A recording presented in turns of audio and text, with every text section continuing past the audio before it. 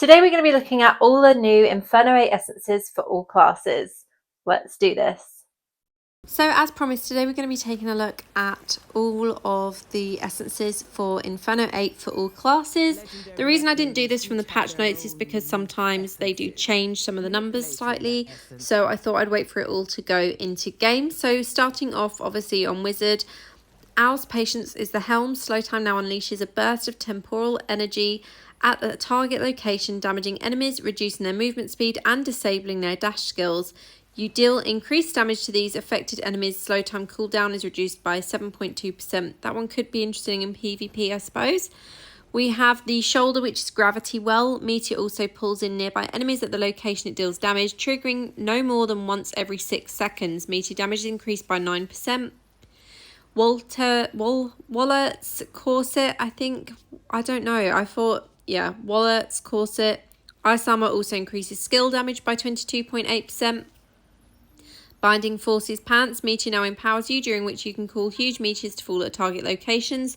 Meteor damage is increased by 18%. Ossified Chromatera. Slow time also increases your skill damage by 22.8% for 3 seconds. And lastly, the offhand, the Gree Bluck. Ice Armor now grants you invisibility, only revealing you if an enemy gets close. Ice Armor cooldown is reduced by 7.2%. I kind of think that one kind of sucks. Next up we have Barbarian. So on the helm we've got Silvered Dragoon. Demoralize now empowers you to counterattack with a roar when you take damage, reducing enemy attack speed. Stone and Kettle. Shoulder. Wrath of the Berserker also reduces damage taken by 8%.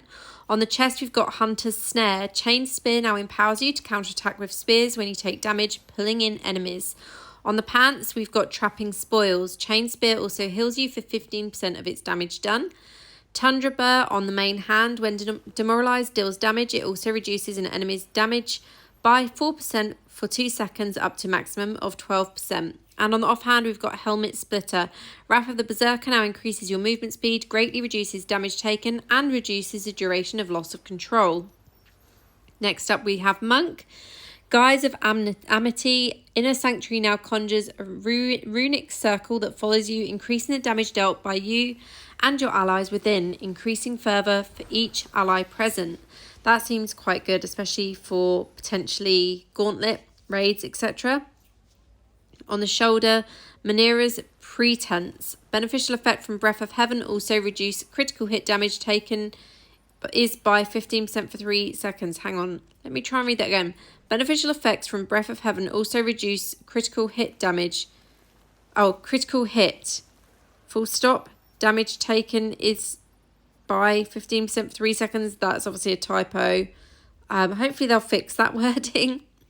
On the chest, we've got Flurry Coat. Inner Sanctuary also increases your attack speed by 4% for 3 seconds, increasing for every nearby ally up to a maximum of 16%. On the pants, Factional Advantage. Breath of Heaven now conjures a runic circle that follows you, granting shields to you and your allies within the increase and in absorb value for each ally present. So more allies that are in the circle, the more the absorb value is increased. That seems pretty good. On the main hand, Domineering Will. When Wave Strike damages the same enemy 3 times within 3 seconds, it will also stun them for 2 seconds. Cannot stun the same enemy more than once every 6 seconds. And offhand, Pit Finder. Wave Strike now slams the ground to unleash a damaging wave that reverberates off nearby allies to deal additional damage to enemies. So that is Monk. Monk looks pretty strong from those essences. Demon Hunter. Let Them Sulk Helm. Daring Swing cooldown is reduced by 0.3 seconds for each enemy it hits, up to a maximum of 0.9 seconds on the helm, that was. Shoulder, Nimble Rival. Daring Swing now fires a hook in a direction that locks onto the ground and then pulls you along its path, damaging enemies and making you immune to knockback and loss of control as you travel. Fume Thread's Chest. Smokescreen now empowers you to launch grenades at nearby enemies as you move. Dash skills have a reduced distance requirement to trigger grenades. We have Many Mark Pants. Spinning Chakram also applies Chakram Mark for 3 seconds when it hits an enemy. When marked enemies are hit 3 times, they are dealt 17,086 additional damage. Cannot trigger more than once every 0.5 seconds to the same enemy. Every 0.5 seconds is quite a lot, so that could be pretty powerful. Bewildering Arc. Smokescreen also increases your attack speed by 10% for 3 seconds. That's on the main hand. And on the offhand, Supply Everlasting. Spinning Chakram now empowers you to launch chakrams at nearby enemies as you move. Dash skills have a reduced distance requirement to trigger chakrams. So that is Demon Hunter. Next up, we've got Crusader, starting with the Helm. Lash Recital. When Sacred Chain damages an enemy 3 times within 3 seconds, they are dealt 42,362 additional damage. Cannot occur more often than once every 0.8 seconds. For the shoulder, we have the Chain Keeper. Sacred Chain now empowers you for 5 seconds, during which holy links will form between you and nearby enemies, continually damaging them. On the chest, we have Harmonic Collide. Condemn now empowers you, causing lightning to strike enemies after they are attacked 3 times. Cannot occur more often than once every 0.3 seconds. On the pants, Fugitive Daunt. Sacred Chain also disables enemy dash skills for 2 seconds. That's gonna... Don't they already have something that disables dash skills or all skills? Crusader is going to be even more difficult in PvP. On the main hand, Laden Axiom. Sweep attack now swings 2 mystical chains towards each other in an arc, gathering enemies in the middle and stunning them for 2 seconds.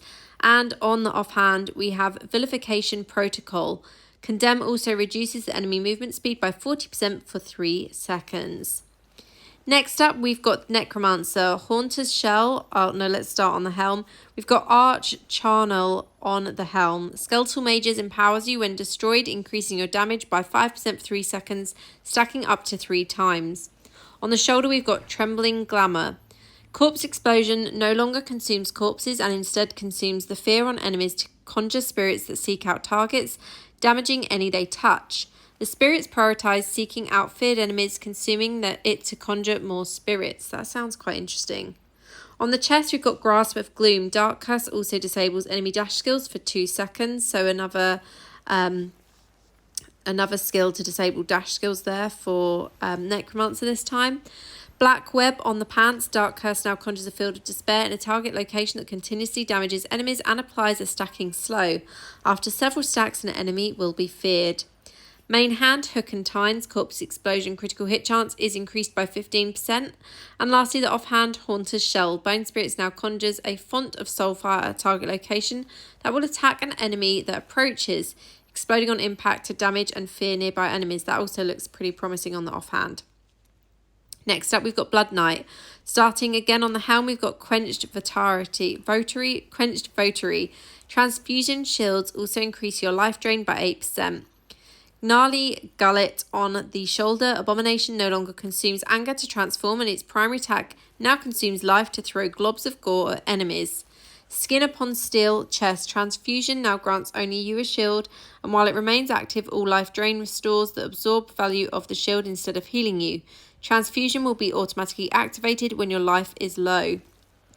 Chimeric Favor. Abomination gains additional skill. Blood Mirage. Blood Mirage consumes your life to conjure an illusion of yourself that mimics your primary attack. Okay, that's kind of interesting. So I guess that would be a summon skill. We have the main hand, Mangler's Grove. Abomination also increases your attack speed by 1% for every 3% of maximum life lost, up to a maximum of 30% increased attack speed. So that could be pretty good in PvP, other than obviously the life being lost. And for offhand, Rose Toll. Abomination primary attack have a 10% chance to trigger a Bloody Claw that deals 55,619 additional damage. The Bloody Claw chances to trigger increases as your remaining life decreases, up to a maximum of 30% chance to trigger. So that could be pretty promising. Next up, we have Tempest. We have Flitting Frown on the Helm. Rolling Surf also increases the damage of the next 5 primary attacks within 3 seconds by 30%. That seems pretty good. That's something that I might try on my alt character. On the shoulder, we've got Submerging Shock. Flowing Strike also increases your critical hit chance by 8% for 3 seconds. Stolen Promise on the chest. Flowing Strike now causes you to dash forward, damaging enemies in your path. If a player is hit, they will be forced to turn their back to you, immobilizing them. On the pants, we've got Legards of Hallet. Crosswinds also increase your primary attack speed by 20% for 3 seconds. That is nice as well. Last, Backbite. Rolling Surf now empowers your next few primary attacks to fire backbreaker bolts that progressively deal increased damage if they keep hitting the same enemy from behind. That could also be interesting in PvP for sure. And on the offhand, we've got Buckle Cracker. Crosswinds now empowers you, causing your next primary attack to unleash a flurry of piercing wind blades that shatter enemy armor, increasing the damage you deal to them. So quite promising looking there for Tempest as well.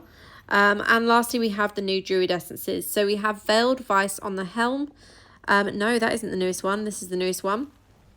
That's obviously an update because they have made some updates to a few of these Druid essences. So I'll keep it on the screen so that you can actually see it while I read through the new essences. So we have Will the Brute on the helm. Lunge Werewolf now causes you to flicker out of sight, becoming untargetable as you dash forward, damaging enemies along your path. Lunge can be used multiple times in quick succession. Then again, we have another update here to a shoulder, and I'm going to read through the new shoulder essence. So the new shoulder essence is Fran, I think. Raven Swarm also generates 6 primal power when it hits an enemy, but this cannot occur more often than once every 3 seconds. On the chest, again, some updates to existing essences, but I'm going to read through the new one. We've got Charvel's Blessing. While a werewolf, you gain additional 8% of life drain against enemies below 50% life. On the pants, again, another update here, but on the new pants, we've got Rend and Tear Werewolf. Also increase your life drain by 3% against enemies hit for 4 seconds, stacking up to 3 times. Now, I don't know if they're actually new essences for the other Inferno difficulty or if it's just updates, but I'm leaving both of them on the screen each time so you can read through the one that I'm not reading.